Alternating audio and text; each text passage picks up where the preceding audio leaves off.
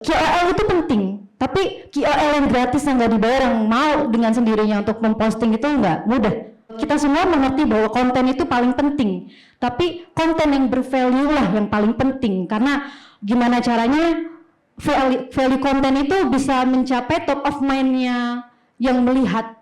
Jadi kita memanfaatkan AI, bukan AI yang bekerja untuk kita, tapi kita yang memanfaatkan. Cek.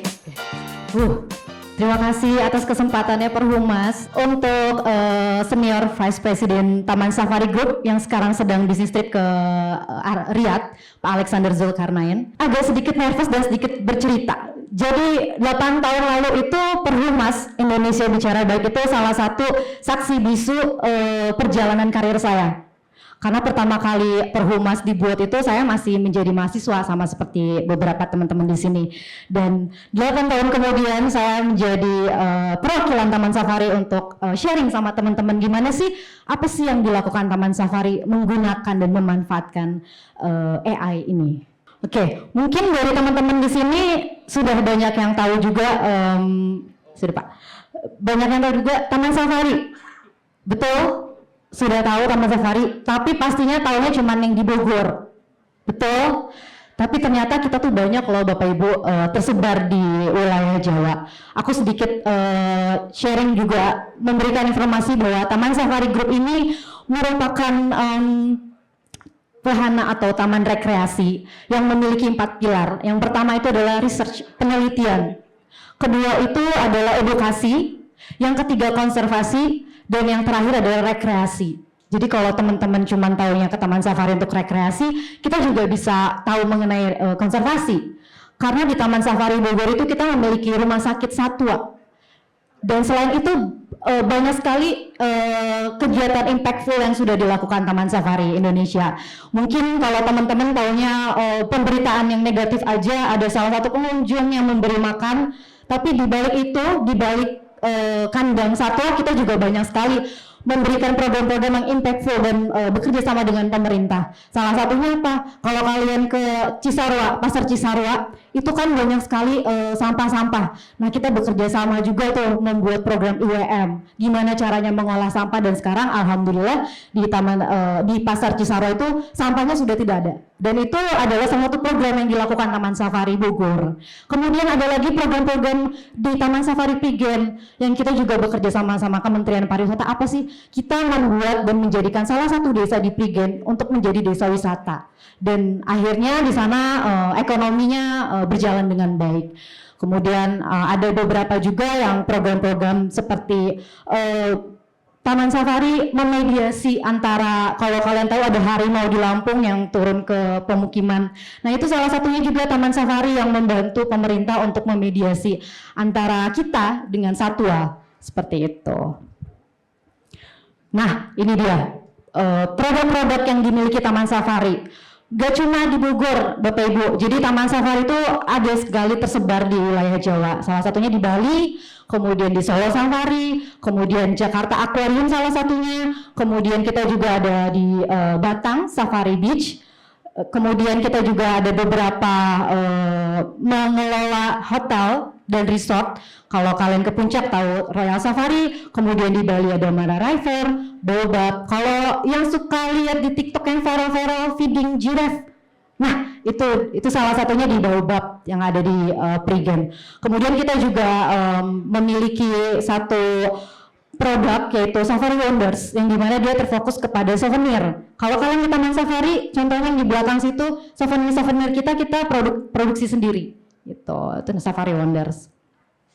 Nah, ini dia sebaran yang ada di Taman Safari, ada di Pulau Jawa.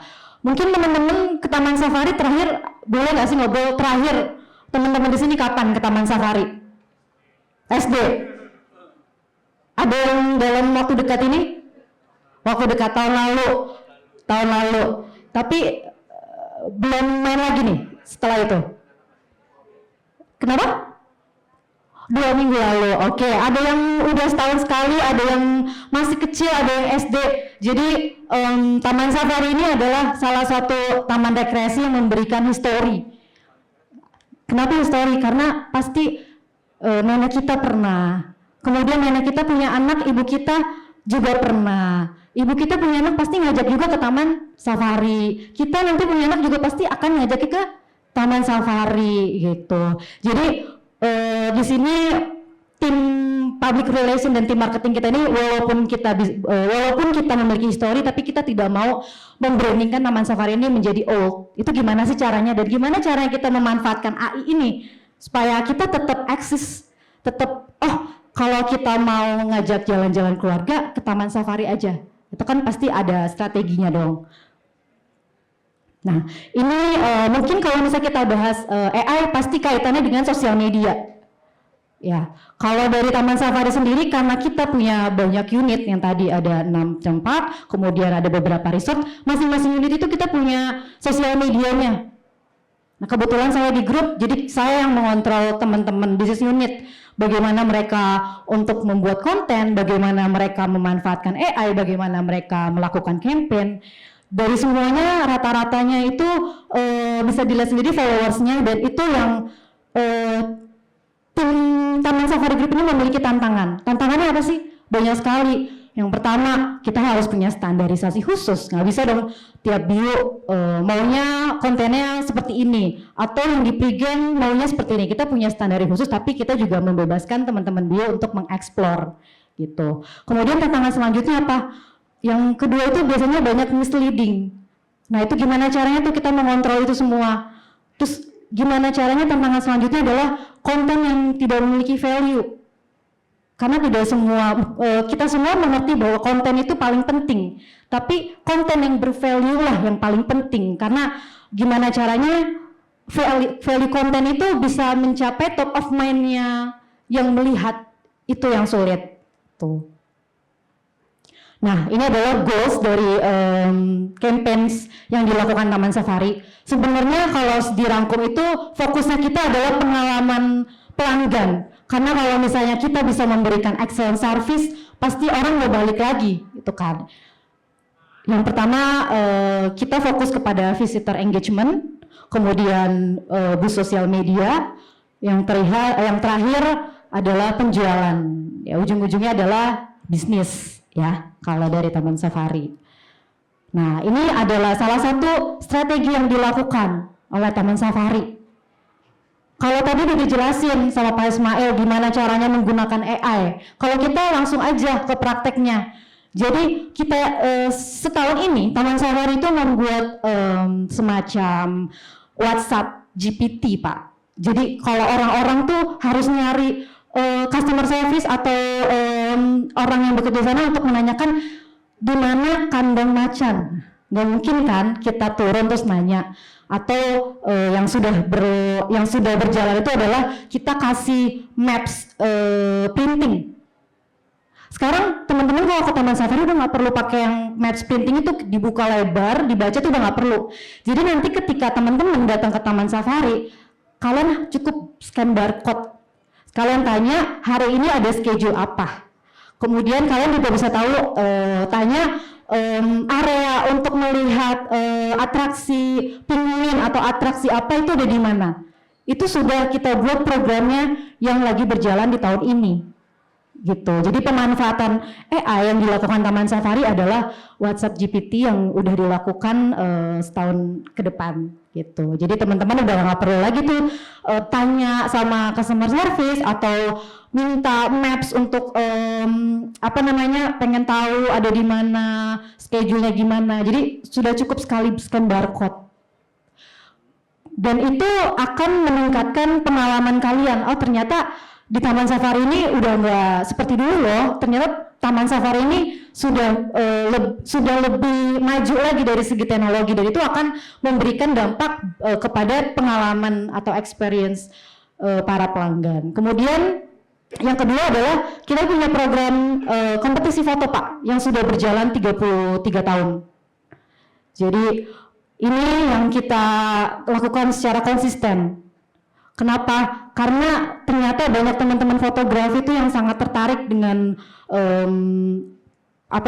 foto satwa, foto konservasi itu ternyata teman-teman komunitas itu sangat tertarik. Kenapa kita terus melakukan program ini sampai sekarang? Karena engagement community itu penting juga. Gitu. Goalsnya ke sana. Ketika kita udah bikin program AI yang bagus, tapi teman-teman nggak tahu bahwa di Taman Safari ada seperti ini, ada informasi atau ada produk yang bagus. Gimana caranya orang luar bisa tahu? Caranya ya kita harus melakukan pendekatan dengan komunitas. Salah satu yang dilakukan komunitas fotografi. Gitu, karena komunitas fotografi itu khusus, maksudnya otentik. Kenapa otentik? Karena nggak cuman community kita bertemu, tapi mereka juga melakukan kegiatan-kegiatan yang meningkatkan hobi-hobi mereka yang dimana itu bisa di-share. Gitu. Karena goalsnya akan ke UGC algoritma ini. Jadi engagement dengan komunitas itu penting. Yang kedua juga ada branding.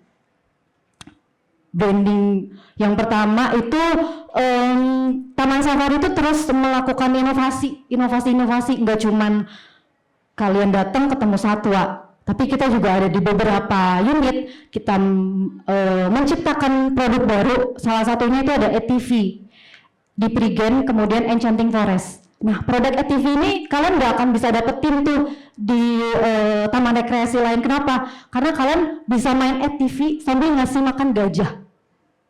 Tuh, ayo, di mana lagi kan? Mungkin kalau kita ke Bali kita bisa main ATV, cuman treknya aja yang seru. Tapi kalau di Taman Safari Prigen kalian bisa main ATV, kemudian kalian bisa berinteraksi dengan satwa. Dan ini salah satu pengalaman atau inovasi yang kita berikan kepada pelanggan untuk menimbulkan atau menciptakan excellent service-nya itu tadi. Kemudian kita juga ada produk namanya Enchanting Forest. Enchanting Forest ini dia lebih kepada hutan pinus yang dimana fokus kepada F&B. Jadi kita di situ memberikan pengalaman kuliner. Tuh. Kemudian goalsnya apa? Goalsnya tadi UGC. Semakin banyak orang yang share, karena fokusnya Taman Safari adalah shareable. Semakin banyak orang yang nge-share, maka algoritma itu akan naik. Bukan Taman Safari yang bikin konten, tapi kita mengajak pengunjung itu bikin konten. Tuh. Jadi kita memanfaatkan AI, bukan AI yang bekerja untuk kita, tapi kita yang memanfaatkan itu AI. Jadi goalsnya adalah UGC-nya itu sendiri yang menimbulkan algoritma. Gitu.